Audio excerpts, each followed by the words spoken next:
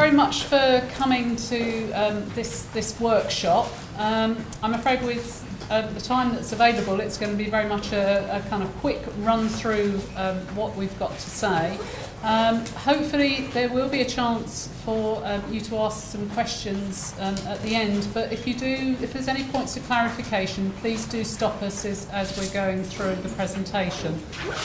My name's Lindsay Poole. I'm the Director of the Advice Services Alliance, and it's very nice that it comes after the presentation that Lord Lowe did, where he very kindly flagged up the piece of work that we're going to be talking about. And indeed, this is the third report that Lord Lowe mentioned in his talk earlier. I'm doing the presentation today with James Sambach from the Lowe Commission, and we're also going to ask James Kenrick from Youth Access to talk a little bit about what his role had been in the project and some of the ideas about moving forward. I also have some summary copies of the report as well. So if anybody would like, they're just sort of like 2 sides of A4, so if you'd like some of those to take away with you for colleagues, you're very welcome. Okay, so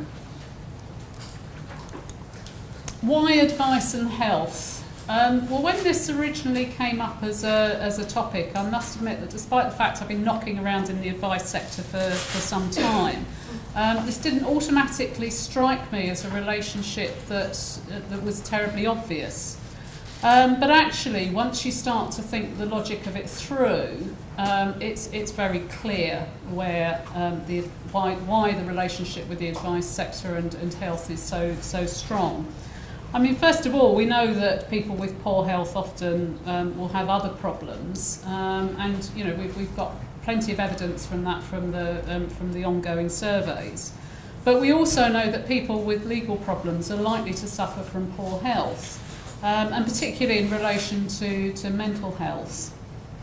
There is clearly a direct relationship between poverty and health, and the Marmot review that you may know of has clearly demonstrated that. And also there's a direct relationship between poverty and the causes of ill health. And by that I mean, if you're poor, you're more likely to live in bad housing, and bad housing can be one of those things that determines what physical health is like. So once you start to pull it apart a bit, the foundations of that are fairly kind of well argued. I think because I work on my own most of the time, I tend to try and jolly things up a little bit. So the thing that I thought of when I was thinking about this was that very kind of iconic image of mental health distress of the screen, and I think actually it does conjure up really what's the relationship between the external world and the internal turmoil that people are having. So I found this on the Tate website, so as a result of that I've got a few other pictures that I sort of browsed through as well. Some of them hopefully they're all relevant, but anyway. But I think that kind of sums it up for me about that relationship between having problems and how it can affect your health, and sort of shrinking down as a person, but also what's happening to you inside your head. So I think the rationale for advice sector to be involved with health services is very, very strong. I mean, these are and some of the statistics to back that up as well. From the other point of view, we know that there's very, very strong stress that's being experienced by GP services at the moment. I mean, not only are they GPs, the number of GPs is shrinking, it's increasingly difficult to recruit GPs, but also that the burden on them in terms of people visiting services is increasing. And one of the things GPs are very concerned about is that they don't medicalise what's essentially a social problem. So actually the options for looking at how to refer to advice services is quite a strong rationale there as well. Often the options for where to send patients who present with a range of problems is quite difficult for GPs. So the more GPs find out about advice, the better.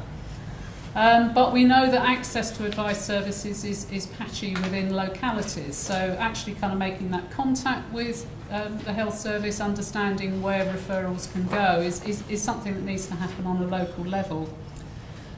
Targeting advice services at those that are most in need. Often the advice sector has struggled to target our services on those people who do have the greatest need at the time that they need it. And partly that's because we've often been our doors are open, come and see us kind of service. And what accessing clients through relationships with the health sector enables us to do is to actually target people with need who might not think about coming for our services in the first place, but obviously they clearly have that need. And health is one of the few universal services that's still available. So much is now contracting in terms of how people can access it, that actually health services as a universal service that anybody can go to is quite appealing. So for the advice sector, it's actually about going and finding people where those people that we need to help might already be. And then the second image, this is actually the artist Nan Golding, and I think this image is called something like Self-Portrait a Month After a Battering. And I think, once again it sums up the relationship between the health service and people with other problems in their lives which have a legal dimension to it. So just quickly to run through background to the particular project. There was a Bearings Roundtable event in July 2014, and as a result of that, we decided that it would be very important to look at pulling together what the existing evidence base was around health and advice services, because we knew that there was evidence out there, but it hadn't been encapsulated in one place. And building on some of the evidence base that was already there, for example, the Marmot review. We knew also that the evidence that was there was not actually then influencing people in either their commissioning decisions or getting through to the mainstream advice sector. So we felt that there was a little bit of work to be done around there. So, and there we are, there's another picture, and one of the reasons I like this one is that one of the services that we came across was based at Great Ormond Street, which is actually just down the road from where my offices are based in Tavistock Square. And I think that's, it stands to reason that when you have a child in hospital, obviously that's going to have an impact on every other part of your life, and that may well have create problems that then advice services can help to resolve. So the project was set up with an advisory group. We went out to a consultant to pull together a report that pulled together the research evidence, but also looked at mapping what services were already out there and what they were doing. And at this point I'll hand over to James with the mouse. Thank you. Oh, thank you. I think when we started out on this, we were looking at what were the challenges, because we needed a project that actually would sort of answer the kind of challenges in the sector about how you join up health and advice, and that's kind of segmented at all kinds of levels, whether it's both the level of national policy, but also the level of commissioning, practice, management. So a whole range of different levels. I think the thing that struck us very forcefully was that the debates that go on in our sector, it's very similar to debates that are going on in the health social care sector about how do you upstream prevention, so to keep people out of the acute sector, I keep people out of hospital beds by having preventative services in the community. because that makes cost savings. But also a lot of reinvention of structures going on in health service, about efficient commissioning, how commissioning should be done, and a lot of debate also in the NHS about mental health, and why mental health needs to be put on the same parity of esteem as physical health. And this again is all in the context of cuts, so even though there's a bigger budget for the NHS, it's still a budget still under pressure. So there were very similar debates going on in the health sector, and the similar debates we have in the legal sector. But one of the things I think we found was that the language and terminologies that we use in the legal sector are so different from those that are used in the health sector that often we don't realise we're talking about the same things quite a lot of the time. And so one of the things we looked at in the project was about how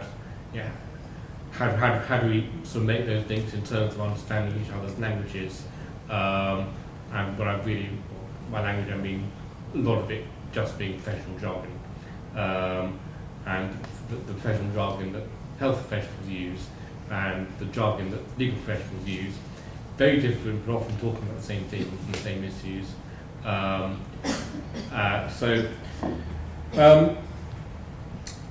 And we need to also want our project to address the complexities of the NHS system, the whole system, on where advice can fit in and add value.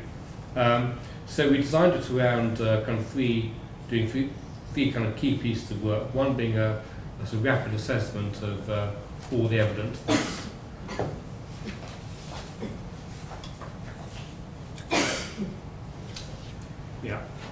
So here we've got the challenges and the structure of our project, which was to assess all the evidence, to map what's currently going on, as between health and advice services, work that's done through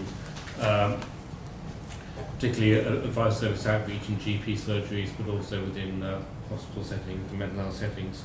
And we also to poll GPs about the sort of need that they saw in their surgeries, and how the need they see in their surgeries related to social welfare advice needs.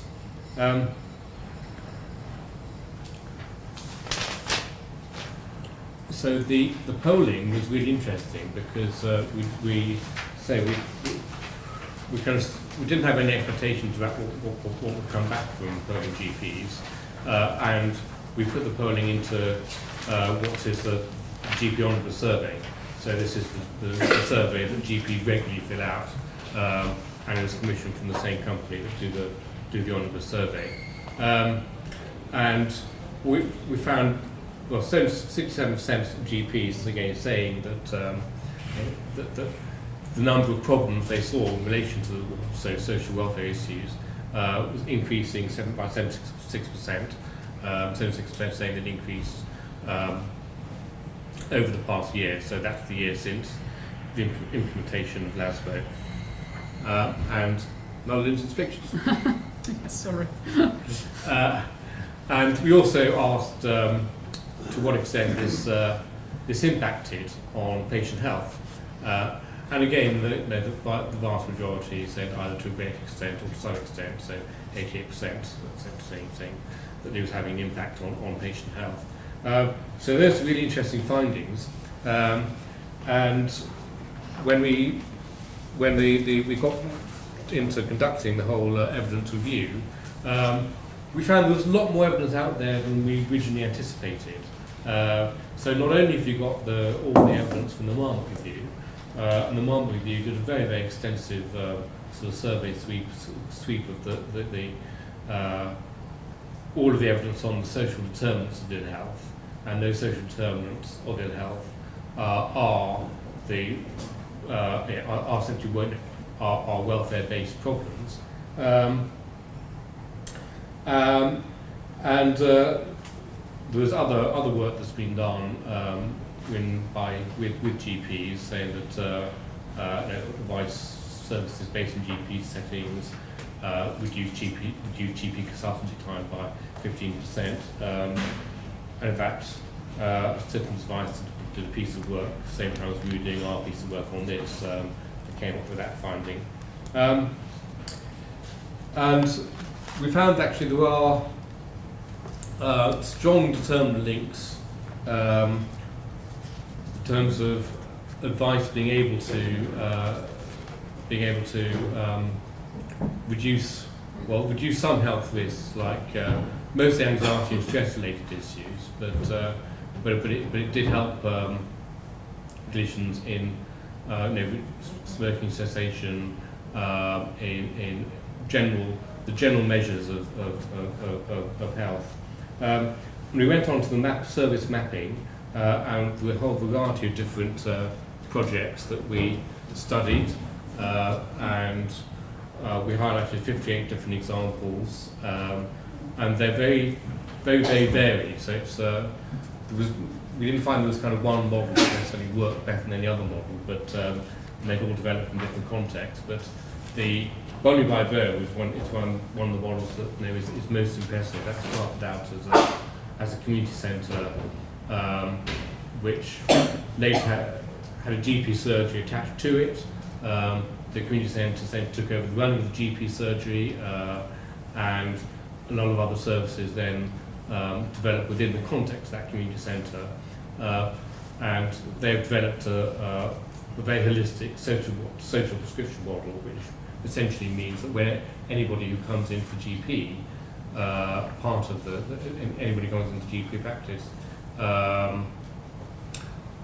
whether it's they're seen by the GP or nurse practitioners, immediately it's not just their medical needs that are being looked at. It's social needs, and referral routes are into other services are put right at the front of the GP practice. So the range of different advice services work in the context of Bonnie by Burr. So they run and they run a debt and money advice clinic there, but alongside other support services like employment support. So the other, we looked at Sheffield Mental Health, which is the in Sheffield Mental Health acute mental health trust.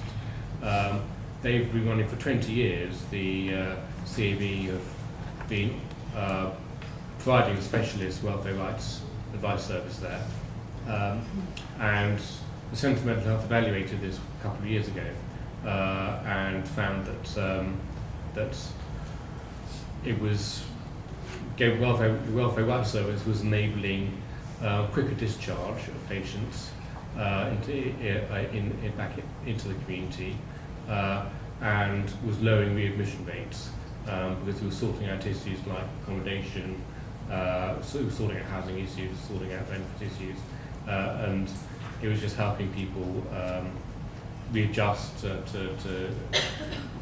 readjust post discharge.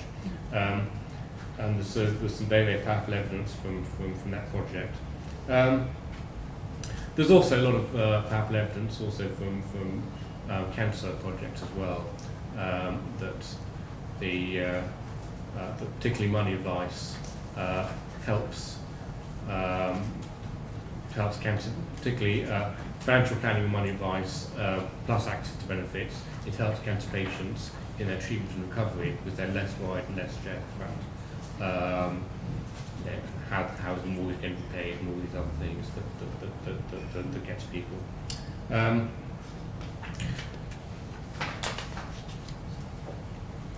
So we put all this together, all this evidence kind of comes together into one report, and I mean there's nothing that's sort of radically new here in that all this is evidence that's been out there for a long time, but it needed to be put together and pulled together into one place and into one report, which we published in the summer. It was we launched it in the House of Lords, and we then went to since then we've really just been disseminating it and banging the drum and every possible opportunity. So I have asked Lindsay about what we'll be doing to disseminate the report and get our findings out there. Thank you. Yeah, I mean, obviously one of the problems that any advice centre will have in engaging with the health sector is not, as James said, just about language. It's also about, you know, who do you go to? And one of the things that we'd hoped to find in the report was that there would be some models that kind of, well, this is kind of how you do it with GPs, or if you want to work with an NHS mental health trust, this is kind of how you do it.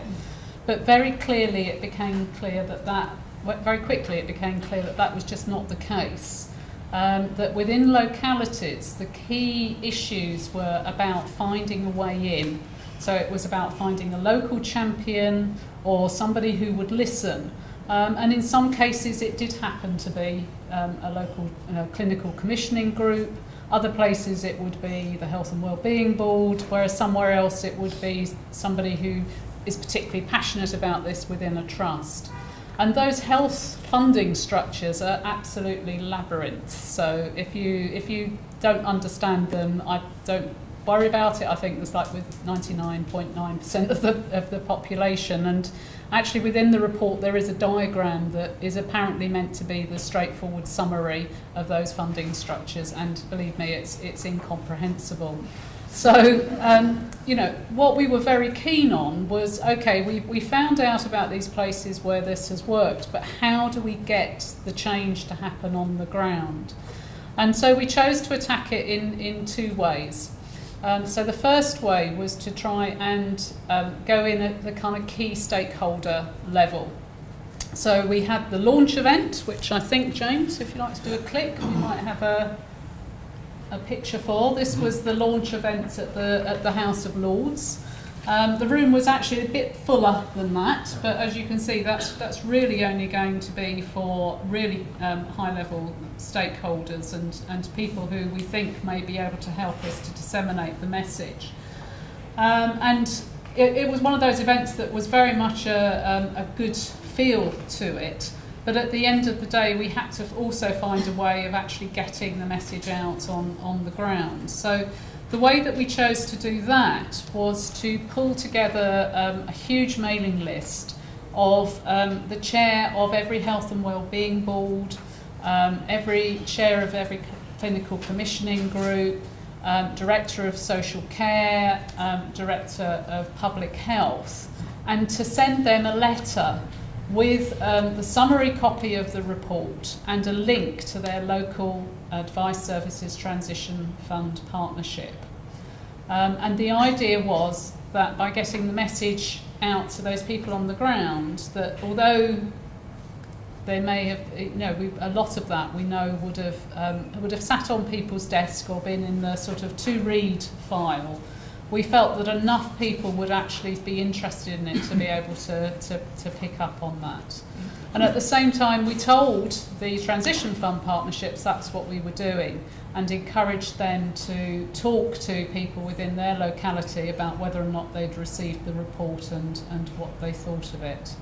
So going in at those two levels we felt was quite important.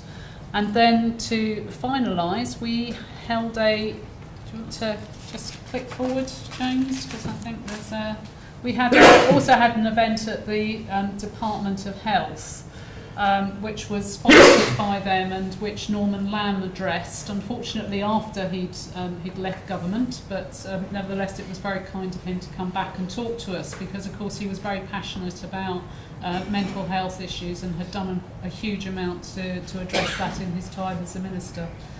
And again, it was about saying to people who are actually involved in disseminating messages out there to people within the public health and within health structures that this is a really useful tool to help people towards better health. Okay. Sorry, could you click for me again? Okay, is there one missing? No, maybe not. Yes, there is. There is. Okay, all right. Just to quickly say, where are we now? Well, we think that we've achieved a few successes, maybe. One particular one is that we have now got quite a good engagement with public health. And I think with the shift of public health from the health service towards local authorities, that's been particularly useful. And there's no doubt about it, public health practitioners certainly understand the issues that we're talking about here. The second thing is that those organisations that got it right seem to be people who were willing to be terribly tenacious over many, many years. The Bromley by Bow Centre, for example, that was set up, goodness me, I lived in the area at the time, and that was when I left university, so as you can imagine that was an awful long time ago.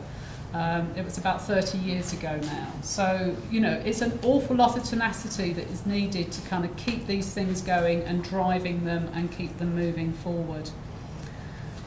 We also discovered the importance of local champions, and if you do find anyone within your locality in the health sector who's remotely interested, even if it's somebody that you meet in the pub or at a party or something like that, or a friend of a friend or whatever, keep hold of them and just keep them there and develop them and grow them as your champions, because that way in is just so important.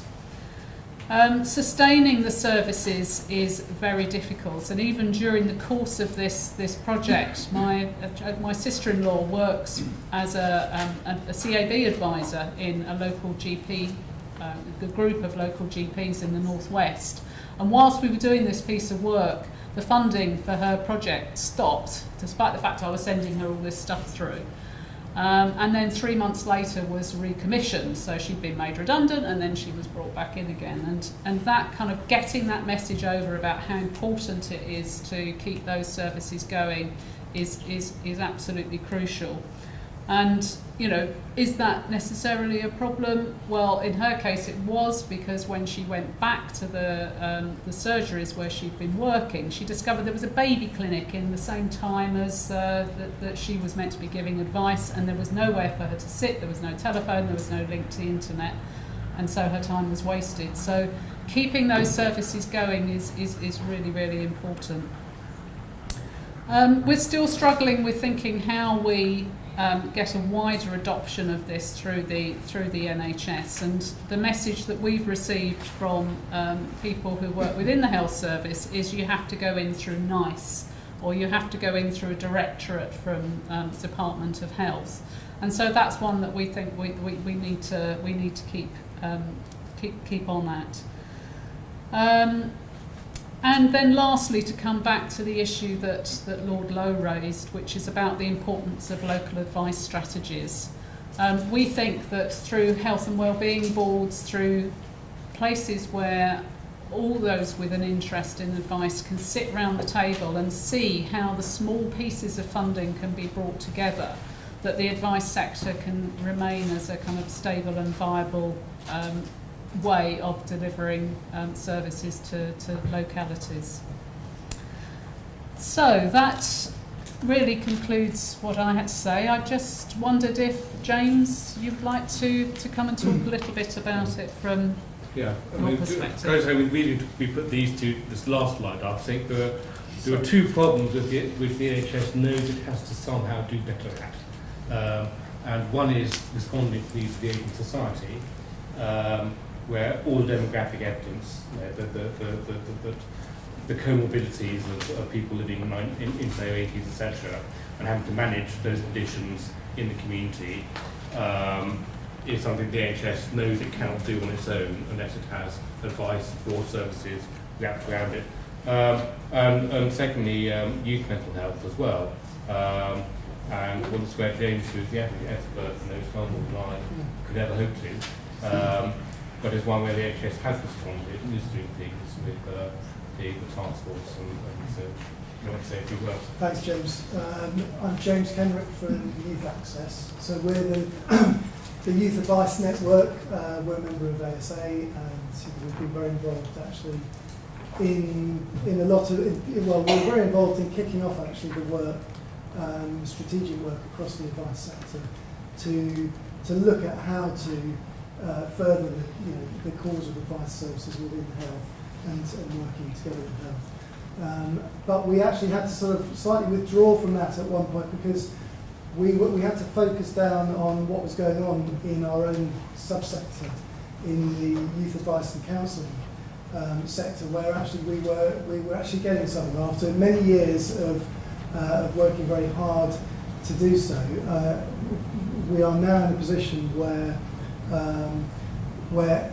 it's now Department of Health policy as part of the CAMS Youth Mental Health policy that every local area should have a youth advice and counselling service being developed or present that young people can access in that area. So that is an amazing sort of policy breakthrough for us. But it has, I wouldn't say that our experience is necessarily transferable, because I think there are some very special circumstances that led up to that. But nevertheless, there might be some lessons from some of the work that we've done. I've just sort of jotted a few down that I'll put out in a second, which might be worth thinking about for anybody else wanting to do further work in this area. So, first thing I would say actually is, I don't think any advice agency should go down the route of focusing on health just because you need funding and you think this might be some kind of saviour, because there's absolutely no way it's going to be an easy ride. It's probably going to take a very long time. You might not necessarily get anywhere. But nevertheless, I think you should go down this route if you're a local advice agency for other reasons. I mean, integrating advice with health basically makes sense. It will make your services more effective, and it will make health services more effective. So that should be the sort of driving factor behind it all. And actually, sometimes I think if we were also starting with a blank slate, and we were, actually putting services together from scratch now, I think it's really worth thinking about. Would we actually design legal advice services as standalone services, or would we design them completely differently? And in fact, would we potentially think of them as legal advice as something that should be part of a more holistic health and wellbeing model? Which is certainly my thoughts about it. I've worked in law centres and CABs and very good services, but I'm not sure necessarily whether it makes sense for them to be standalone services. And I think also it might be worth asking your clients that as well. It'd be interesting to hear what they have to say. But if you do go down this route, I've just jotted down 5 things that, from our experience, I think it's worth thinking about that you may need to do. First of all, I think you need to be able to present a really strong evidence-based case demonstrating the contribution that your service makes to health outcomes. And frankly, how you can save the NHS money. Now, the ASA Low Commission report is a good starting point for giving you some of that evidence, but you'll probably also need some of your own local evidence, or sort of evidence specific to your service model. We've built up our own national evidence for youth advice services over the last 5 years or so. We've produced 3 reports now, research reports with legal academics. This one here that Mark Sefton did, well, these are just the summaries of them, but it started off, this was 2010 with a report called With Rights in Mind that Mark Sefton wrote, and then we've worked with Professor Pascoe Pleasance and Dr. Nigel Palmer, who work at UCL in the Faculty of Law, so one of you will know, to publish a couple of other reports. So we've done some other reports as well, and that's given us a really robust evidence base, which has really sort of given us a good base when we go in and talk to health people, that we've actually got something backing up what we're saying, and that does really help. It does help to open doors and build your credibility. But we've also found that evidence on its own isn't enough. You need a hell of a lot more than that. You certainly need to link your service with, and your evidence to a relevant NHS care pathway. In our case, that was CAMS, Child and Adolescent Mental Health Services. So what we've essentially done is we've focused on demonstrating how early advice can address the social determinants of young people's mental health and improve mental health outcomes. But you also need a model of delivery that kind of resonates with health people as being some kind of, as being a health intervention. With clinical commissioning groups, the clue's in the name really, they're interested in the more clinical end of things.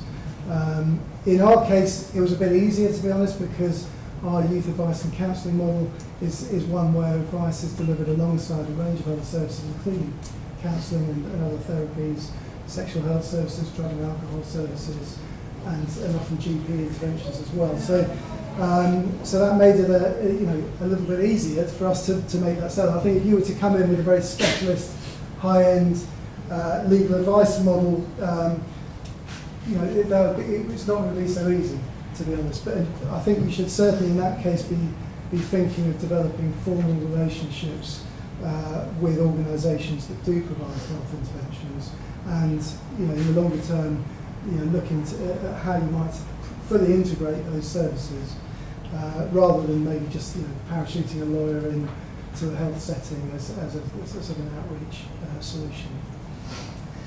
I think you also though need patients. You need people to be making that case for you, and this is where advice services haven't been as active as they perhaps could have been over the years.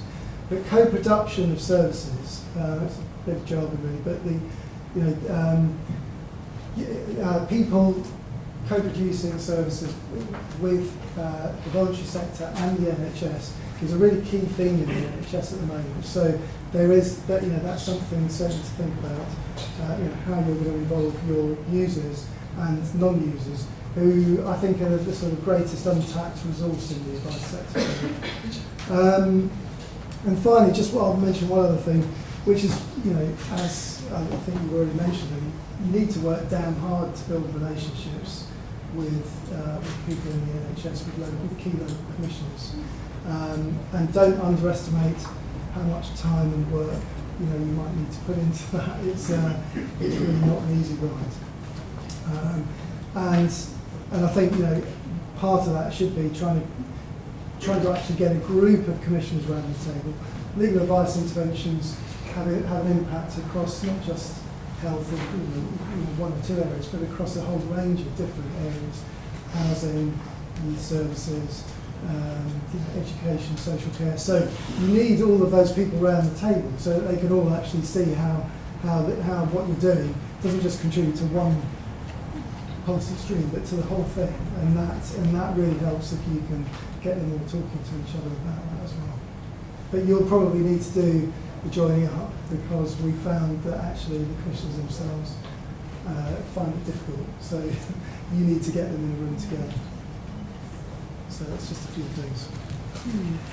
So thank you very much. So thinking about going forward, first of all, we have been thinking about how we can encourage people to generate the sort of evidence that will help us to build up a better picture.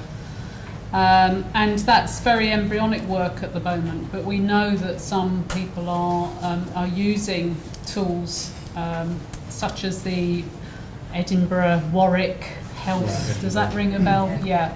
And we certainly would encourage people to use that, and to use it in the way that it is actually written. Please don't fiddle with it, because if you do that, it invalidates it as a research tool. You're saying there's a short version of it as well. Is there? Right, okay, it's probably more practitioner. Yeah. But we certainly need to get more savvy about how we pull that evidence together across the sector, because there's no doubt about it, that's there. And I was very struck with thinking about some of these services that have been going for a long time and that have really been, trying hard to get things there. And again, when I worked in the Northwest, I remember that there was a mental health CAB based in Prestwich Hospital, which was the big hospital for that part of Manchester. And again, that was 25 years ago or something, and we feel like sometimes we're rediscovering things, but we do have to be very tenacious at it. And then don't forget that it's 60 years since Einstein's death. We've only just proved that gravitational waves exist. So, you know, good ideas, we just have to keep plugging away at them, and then eventually the evidence will come in behind us. So I know there's not a lot of time to ask questions. We're very happy to ask questions about it. But Can I also sorry. just chip in also the importance of being able to build coalitions, not just, well, nationally and locally, across health and social care sectors, because, I mean, there's some very, very, very powerful allies that we have within the health sector, like, we've been done to work with this, the King's Fund, but also there's a range of social care charities that put a lot of pressure on Department of Health and health commissioners all the time to divert money away from acute care, and the more that we can, the more that we can kind of work with them and find some common cause, the better place we are. Indeed. Thank you.